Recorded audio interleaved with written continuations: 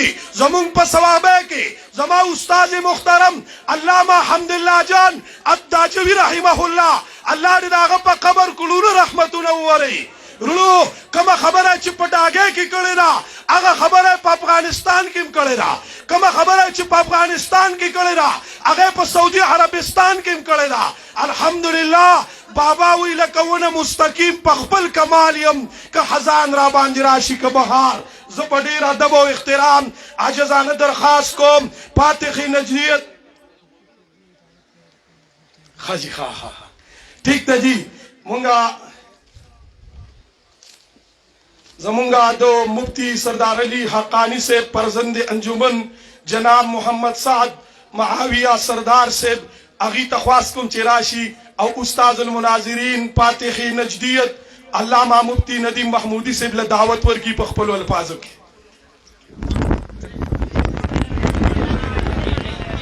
کینے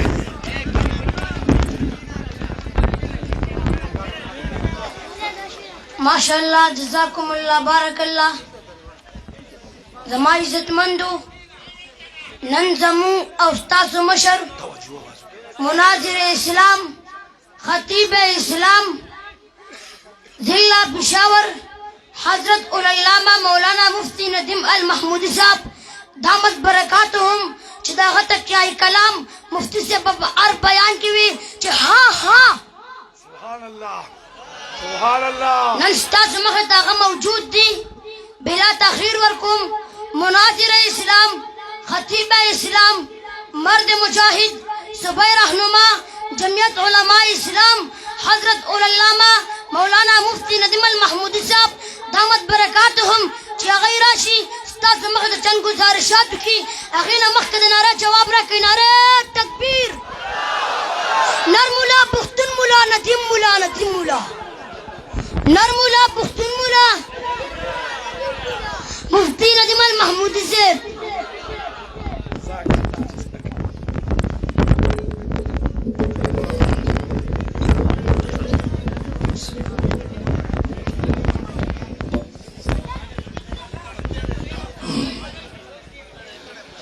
الحمد لحضرت الجلالة والصلاة والسلام على أفضل الرسالة وعلى آله وصحبه الذين هم أهل الفضل والعدالة أما بعد فأعوذ بالله من الشيطان الرجيم بسم الله الرحمن الرحيم ولا تقولوا لمن يقتل في سبيل الله أموات بل أحياء ولكن لا تشعرون وقال تعالى في مقام آخر يا أيها الذين آمنوا اتقوا الله حق تقاته ولا تموتن إلا وأنتم مسلمون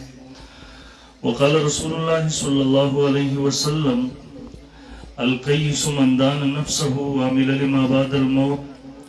والعاجز من أتبع نفسه هواها وتمنى على الله اللهم صل على محمد عبدك ورسولك وصل على المؤمنين والمؤمنات والمسلمين والمسلمات انتہائی واجب الاحترام حضرات علماء کرام او د مسلک اهل سنت والجماعت سره تعلق لرونکو د دې علاقې ډېرو غیرتمندو په دې مین مسلمانانو ورونو زموږ ستاسو د نړۍ جلسه او اجتماع چې د خطیب العصر مجاهد ختم نبوت برادر مکرم حضرت مولانا مفتی سردار علی حقانی شهید نور الله مرقده په یاد کې او د خدماتو ته د خراج تحسین پیش کولو لپاره منعقد شوی دی محترمانو مخکې علماو تاسو ته بیانونه وکړل ما نه وروسته به علما تفصیلا قیمتي مدلل بیانونه تاسو ته کوي انشاءالله العزیز خو زه محترمو مختصرو الفاظو کې څو معروضات گزارشات ستاسو په وړاندې د عرض کولو کوشش کوم بیان نه مخکې زه د یوې خبرې وضاحت ضروري ګڼم چونکې کوم پوسټر اشتهار د نن پروګرام او جلسې لپاره چاپ شوی و فیسبوک باندې چلیدو هغې په سر کې یو خبره لیکله شوې وه څلوېښتمه تقریبا دا یوه هفته وشوله مسلسل ما سره ډېرو ملګرو رابطې وکړلې بېګاره سره یو کس لګیا و ما ته وایي چې تر اوسه پورې د کوم څیزونو تاسو رد کوو هغه م پخپله شروع کړل ما ورته ملګري څه خبره ده ما ته وایي څلوېښتي تاسو هم شروع کړله ما ورته ملګري زه د یوې خبرې وضاحت تاته وکړم مونږ په خپله اصطلاح کې وایو یو ته وایو تخصیص شرعي یو ته وایو تخصیص عرفي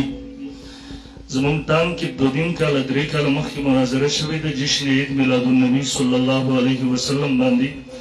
هغه مناظره کې په تخصیص شرعي او تخصیص عرفي باندې زمونږ تفصیلا کافي بحث شوی دی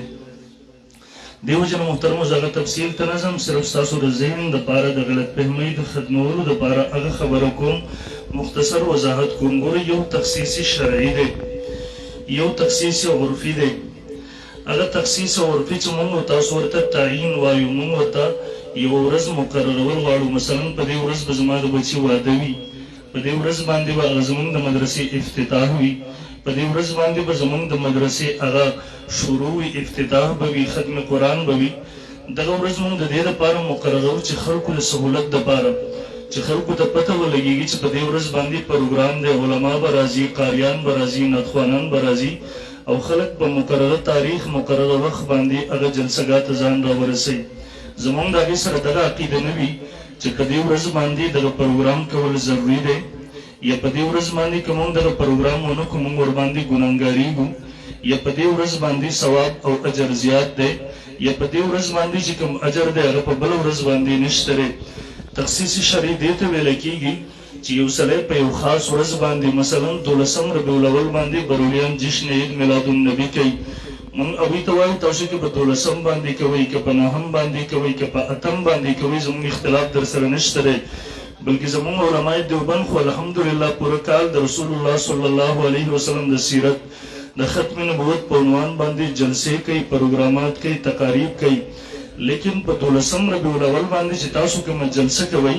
زموږ ټام کې ورباندې مناظره شوې د هغوی د کتابونو نه ما ثبوتونه ورکړي دي چې په 12 ربیع الاول باندې تاسو دغه سنت ګڼئ د تاسو کتابونه لیکلي دي د عوامو ذهن هم دغه جوړ کړی دی چې په 12 ربیع الاول دغه جلوس کول دغه جلسه او پروګرام کول دا ضروري دي دا د دین او د شریعت حصه ده دغې ته تاسو د سنت او مستحب نوم ورکړی دی د خلکو ذهن هم دا جوړ کړی دی چې که په 12 ربیع الاول موږ جشن عید میلاد النبي ونه کړلو موږ د سیرت جلسه ونه کړله په دې به ګناهګار یو تاسو د خلکو ذهن دا جوړ کړی دی چې په دې ورځ باندې په دغه جلسه کې کوم اجر او ثواب دی هغه په بله ورځ باندې نشته دی نن په 40 ورځ باندې چې زموږ دغه جلسه او پروګرام دی دغه ملګرو ما سره رابطه کړې وه ما ورته نن جمعې ورځ ماسپښین لمونځ نه پس تاسو ټایم کېږدئ انشاءالله العزیز زه به لازمي هغې ته حاضري کوم نو خو زموږ دغه عقیده ده چې په 40 ورځ باندې موږ دغه جلسه او پروګرام ضروري ګڼو فرض یې ګڼو سنت یې ګڼو مستحب یې ګڼو نن دا عقیده ده چې په دې ورځ باندې پکې د نورو ورځو نه اجر زیات دی نن دا عقیده ده چې په دې ورځ دغه جلسې ته څه استحبابي یا فرضي یا وجوبي درجه ورکوو د دې وجې نه هغه خلک چې هغه په موږ باندې اشکال کوي د مفتی صاحب د دغه باغویات کې د هغه خدماتو ته خراج تحسین پیش کولو دپاره دغه کوم پروګرام چې منعقد شوی دی د دغه په حوالې سره خپل هم د غلط فهمۍ شکار دي نور خلکو ته هم غلط فهمیانې وراچوي هغه خلکو ته زه وایم دغومره وضاحت درته مونږ وکړو د دې نه پس هم که تاسو نور خلک ګمراه کوئ نو بیا ستاسو لپاره مونږ د هدایت سوال کولی شو د هغې نه خوا زمونږ سره هېڅ الفاظ نشته دی بهرحال محترمو دویم نمبر مفتی سردار علي شهید نور الله مرقده یقینا د هغوی ژوند او زندګۍ هغه د مجاهدې هغه د کوشش او محنت د دین دپاره ستړي د دین دپاره محنت د دین دپاره کوشش د دین دپاره قرباني ورکول د دین عبارت و نن مونږ او تاسو خصوصا علماء کرامو ته سبق پرېښودو مولانا یوسف کندهلوي نور الله مرقده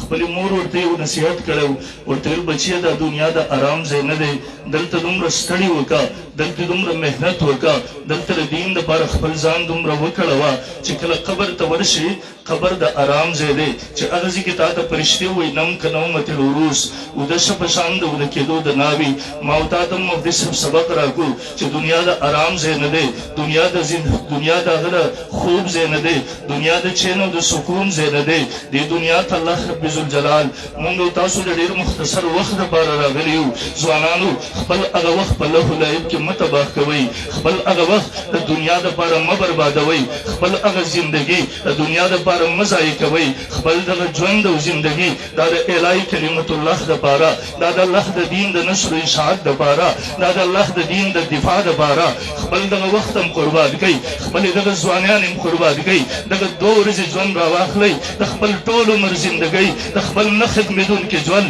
د خپل نه ختمېدونکي خوشحالۍ دپاره قربان کړئ ما ورته ته سبق پرېښودو او یقینا حق خبره کول محترمو نن سبا دور کې د مشکل کار وي لاسو کې اور نیول وي په دې وخت کې بیا د دین خبره کول او حق خبره کول په هغې ودرېدل خو یقینا زموږ کابرو همیشه موږ ته هم دغه سبق را پرېښی دی موږ ته یاد دی خپل تاریخ هم مخې ته دی مولانا محمد علي جلندري رحم الله هغه د علماء دیوبند سرخیلو د ختم نبوت د معاذ لوی مجاهدو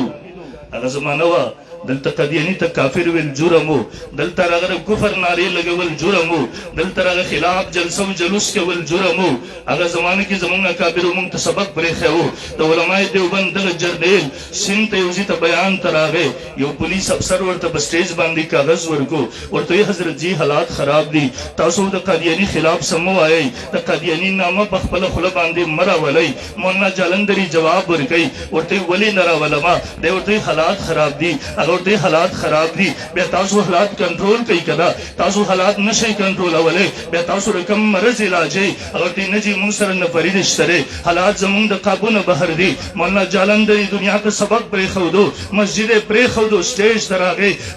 جومات ته راغی 20 منټې خپله وصیتنامه ولیکل بیا سټیج ته راغی ویې فرمایل ویل ہاں ہاں اگر انہوں نے قتل کرنا سیکھا ہے تو رب محمد کی قسم ہم نے حضور کی ناموز کے لیے قتل ہونا سیکھا ہے اگر انہوں نے درندگی سے ہماری زبان کو روکنا سیکھا ہے تو رب محمد کی قسم ہم نے حضور کی ناموز کے لیے قربان ہونا اور شہید ہونا سیکھا ہے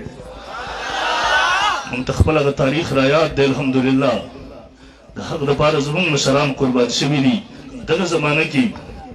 د ختم نبوت تحریک و شاجي عدالت را وغوښتو ورته ویل شاجي ځای په ځای د قادیانیت د کفر نارې ته لګوي هغې خیال له دی په ویریږي د هغه جج ته سترګو کې سترګې ورکوي ورته ہاں میں نے کہا ہے اور جب تک زندہ رہو انشاءاللہ پاکستان کے چوک چوک پر قادیانیت کے کفر کو بیان کرتا رہوں گا اگر زندہ نہیں رہا تو میرے قبر پر آؤ قبر پر کڑے ہو کر پوچھو انشاءاللہ میرے قبر کا ذرہ ذرہ پکار پکار کر جواب دے گا کہ قادیانی دنیا کا بدترین کافر ہے بالکترت کم پورے پجوان پا بدن کی مساوی انشاءاللہ زما یو یو اختبر قادیانیت دا کفر نارے لگئی کہ کل دا دنیا نلارشم پا قبر میں مدرے گا انشاءاللہ زما دا قبر دا ذراتو نمون دا آواز و نارتا استا ملاویگی انشاءاللہ یقینا محترمو خبر کول دا دیر مشکل کاروی لیکن یقینا مفتی صاحب شہید رحمه اللہ اگوی دا حق خبر کڑی وا ہر میدان کڑی وا او یقینا اگر اللہ رب ذوالجلال یو خپل عجیب مزاج ور کړو سوروزی کې ورته زمام خفګان راغی هغه وختو چې دنیا کې چا مګر نه سپورټ کول ټول خلک دغه نه سیف ته زما ټول ملګري الحمدلله هغه سره څنګ بسنګ ولاړو ما ور سره خفګان راغی ما ورته مفتی صاحب زه خبر شوم تاسو د پنځپیرانو ولته پرنګي جلسې ته تلئ ما ته خپل وضاحت وکړو زه تللی وم او د دې وجوهاتو نه تللی وم انته به زه خیال ساتم پته راته نه وه ما ورته پلانکیسي کې ته ورغلی هغوی خپل پیج نه خبر ورکړی دی څو موقع هم دغسې راغلی ما چې ورته کله خبره کړې د ما ته انکار نه دی کړی البته اخره کې ورته ما یو خبره کړې وه دلته راوی حسن صاحب هم موجود دی دغه نور ملګري دلته زموږ یو ملګری بشیر صاحب د درې موجود دی تقریبا څومره رمضان و 23 یا 24 د ده پسې کې زموږ افطاري وه دیو زور لګو ما ته وایي چې زموږ ځي ته به افطاري ته لازمي راځي ما ورته درځم به خو مفتي صاحب سره زما خفګان دی په دې خبره د پنځپیریانو په حوالې سره ما ورته وویل چې کلیپ ریکارډ کړي دیو ما ته وایي چې کلیپ به دې مونږ واخلو ورته به راځي ډاکټر صاحب موجود دی هغه پسې کې مونږ وو کوم یو ویډیو چلیږي ډاکټر صاحب د نیکه وفات شوی یو څوک وفات شوي زه هم دعا ته راغلی وم دی هم راغلی و بیا ډاکټر صاحب هم زور دا و مفتي صاحب ما ته وایي چې ته به جمع کړې جمعې جمع به هم ته کې ما ورته زه نشم کولی زه روان یم برحال دی ډېر زورور شو ما ورته اوس ضرور کوم ما ورته زما په سر باندې ګوره ټوپۍ د پګړۍ مې هم نه ده وهلې زه به څنګه مونځ وکړم د پورې خپله پګړۍ کولاو که ما ته به سر وتړ مصیبانه خو ختمه شوه هغسې کې بیا ورته ما وویله ما زما خبره دې یاده ده ما ته مړه دا ټول پنځپیرانو دنیا ډکه که والله که ستا اخدس د هغوی په سر باندې ورکوه دا ټول خفه کول ما ته مشکل دي ستا خفه کول ما ته دا ټول خفه کول ما ته آسان دي ستا خفه کول ما ته مشکل دي ما ته بې فکره اوسېږئ انشاءالله العزیز زه به هغه ویډیو کوم چې د پنځپیریانو په باره کې د علمای دیوبند کوم نظریه ده کومه فتوه ده چې پنځپیری سړی ګمراه دی اعتقادي بدعتي دی مستقل امام جوړولی مکروه تحریمي دی ما ته ویل انتظار وکړئ انشاءالله زما هغه ویډیو به راشي خو کاش ژوند وفا ونه کړه هغه پاتې شو دغه ورځ باندې دوی چې په کومه شپه باندې شهیدان شو تقریبا 3 دن زمان په دغه پټه وي جنوبي وزیرستان طرف ټانګ ډېر اسماعیل خان اخرنۍ جلسه ما لکه مروت کې وکړه تقریبا څه ټایم اوس فارغ شوم ما ته راولي شهادت خبر راورسېد چې سکرین ته وکړو په دغه ځای باندې تقریبا 2 بجې وې چې د شپې زم راتېر شو خو محترمو تاسو ته یو سبق پرېښودو د اختر ورځې وي دغه ورځې یقینا د چکرو ورځې وي دا ورځې د ملګرو سره د سیر او سیاحت ورځې وي دا ورځې د ګپ شپ د خوراک څښاک ورځې سړی ژوند په دغې کې تېر کړي لیکن هغه هم د ختم قرآن یوې جلسې وزیرستان ته تله واپس را روان و د الله په لاره کې و د ختم قرآن جلسه وه مسافر وو او بیا یو دغسې حادثاتي دغسې واقعه راځي د الله په لاره کې دغسې مظلومیت په حالت کې ځي چې پوره انسانان یې د ځان سره دردمن کړله پوره انسانان یې د ځان سره وجړول هغه خلک هم چې هغه مخالفین وو یقینا زما ذهن کې نه راځي چې هغوی هم زړه په دغه درد نه یې کړی قسم دی زه په ټوله لار باندې را روان وم تر سبا پورې زما هم دماغو کار نه کوو زما هم دغه زړه چې څومره درد کړی و یو الله په هغې باندې خبر دی قسم دی که په الفاظو کې بیانېدی شي محترمو ژوند او زندګي تېرېږي یقینا دی د چا سره وفا نه کوي دې بوډاګانو ته وګورئ ورته ژوند هم څنګه تېر شو خو محترمو دغه ژوند مه ضایع کوئ دا ژوند د الله د دین دپاره قربان کوي مخکې ژوند پرې قیمتي کوي دا 2 ورځې ژوند دی هغه لوی ژوند دپاره تیارې وکړئ دا 2 ورځې ژوند دی دغه د آخرت د دې 2 ورځې ژوند دپاره مه تباه کوئ مه خرابوئ او زه عموما ملګرو ته وایم زه ورته زموږ خو عقیده ده 3 څیزونه د الله د طرف نه مقرر دي موږ د عقیدې په کتاب کې وایو خپلو طلبو ته درس وکوو موږ ورته 3 څیزونه الله مقرر کړي دي اول نمبر وخت کم وخت به انسان ته مرګ راځي دویم نمبر ځای الله مقرر کړی کوم ځای کې به درته مرګ راځي دریم نمبر سبب د مرګ د سبب نه به راځي د هسپتال کې مري د بیمارۍ د وجې نه دته به رسکیان د وجې نه مرګ راځي دته به بل څه کې دا ټول رب ذوالجلال لیکلي دي انسان که ډېر زورور او طاقتور هم شي دغه څیز نشي بدلولی لیکن زه ملګرو ته وایم زه یم عالم سړی زما خپل مزاج دا دی شاید که زه خطا یم په دغې کې په غلطه یم د هر چا خپل مزاج وي زه ورته یم زه چې کله د عالم سړي په باره کې واورم چې په خپل عمر شو قسم دی زما زړه درد کوي ورباندې عالم سره مرګ دغسې خوند کوي چې په خپلو وینو کې سور د الله په لاره کې دی سور شي خپل رب ته به هغه حالت کې ورشي د په وینو کې سور وي بدن یې ټوکړې ټوکړې شوی رب ذوالجلاله دغه یو ژوند دې راکړی و هلته په وینو کې سور زموږ عقیده د شهید به راپاڅېږي په هغه حالت کې رب ذوالجلال ورنه تپوس کوي زما د دین دپاره دې دنیا کې څه کړی و دی ورته جواب ورکړي رب ذوالجلاله دغه یو ژوند او زندګي دې راکړې وه دا مې ستا د دین دپاره قربان کړې وه رب ذوالجلاله نن هم زما بدن په وینو باندې سور دی بچې مې یتیمان پرېښی و بیبي مې کونډه پرېښې وه رب ذوالجلاله خپل هغه ژوند او زندګي خپل آرام مې پرېښی و خپل هغه ژوند خواږه مې پرېښی و رب ذوالجلاله د زمانې د ظلم او جبر خلاف مې ناره بلنده کړې وه د زمانې ظلم او جبر ګریوان ته مې لاس وراچولی و رب ذوالجلاله کله مې شپه نه وکتلې کله مې ورځ نه وکتلې رب ذوالجلاله کله مې د بچو پروا نه وکړې کله مې د ښځې پروا نه وکړې رب ذوالجلاله نن په هغه حالت کې په وینو کې سور د تا مخې ته راغلی یم ولاړ یم قسم دی که د دې نه بله ښه موقع وي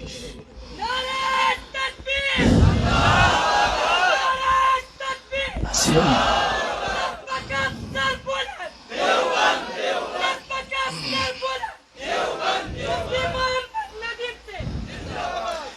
داسې هم دلته ختمېدل دی تګ دی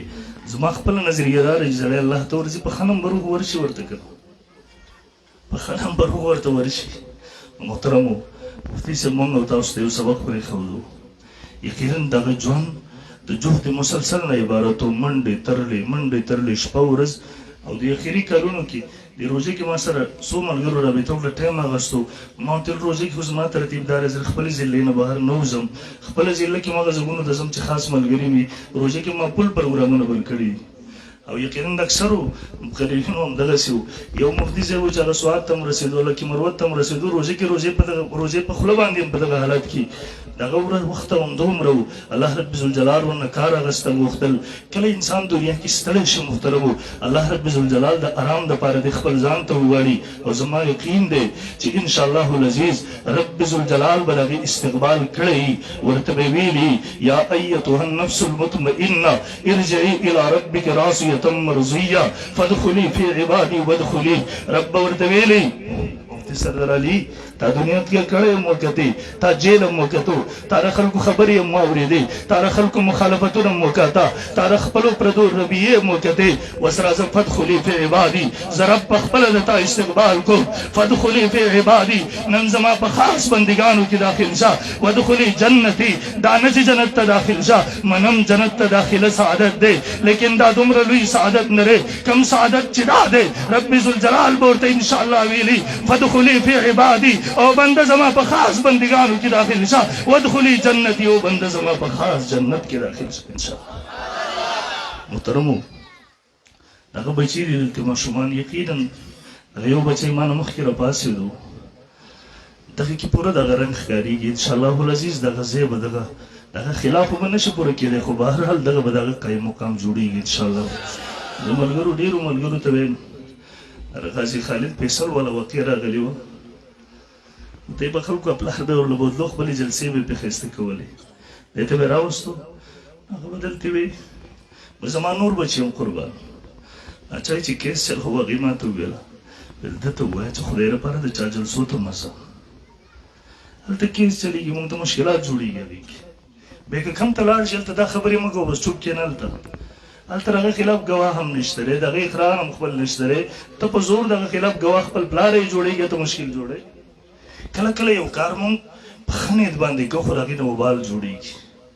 د هغه د بچو خیرخواهي وکړئ علم پرې زده کړئ د هغوی ضروریات پوره کړئ د هغې سره مالي تعاون وکړئ د هغه د ژوند او زندګۍ د هغه ټولو څیزونه خیال وساتئ چې کوم یو پلار ساتلی شي د پلار سایه د سر نه لرې شي هر انسان په خپله باندې بیا اندازه کولی شي دغه مه کوه چې تر خپلې جلسې ښایسته کېدو دپاره د هغه د بچي ژوند خرابوي د هغه د بچي زندګي خرابوي د هغه د بچي تعلیم خرابوي راشه که نرې کلک ودرېږي هغه سره د همدردۍ اظهار وکړه ورته یې د کفالت به زه کوم د ضروریات به زه پوره کوم د په سر به زه دغسې ودرېږم سایه به یې جوړېږم لکه څنګه چې پلار د په سر سایه جوړه شوې خیرخواهي دغسې وکړئ خیرخواهۍ په نیت باندې بدخواهي مه کوئ دعا د الله رب ذوالجلال د ټول خدمات په خپل دربار یې کې قبول او منظور وګرځي کله ژوند او زندګۍ کې خپلو ملګرو سره د سړي خفګان راشي په بعضو خبرو ګیلې هم راشي په بعضو خبرو نور هم دغسې خبرې راشي خو چې کله انسان د ژوند نه دنیا نه رخصت شي نو د اهل حقو د ډلې خلک هغه همدردۍ دوباره را پیدا شي الله دې د هغوی شهادت قبول کړي او الله دې د هغوی ستړي او محنتونه ټول قبول کړي الله دې جنت الفردوس نصیب کړي واخر دعوانا الحمدلله رب العالمین.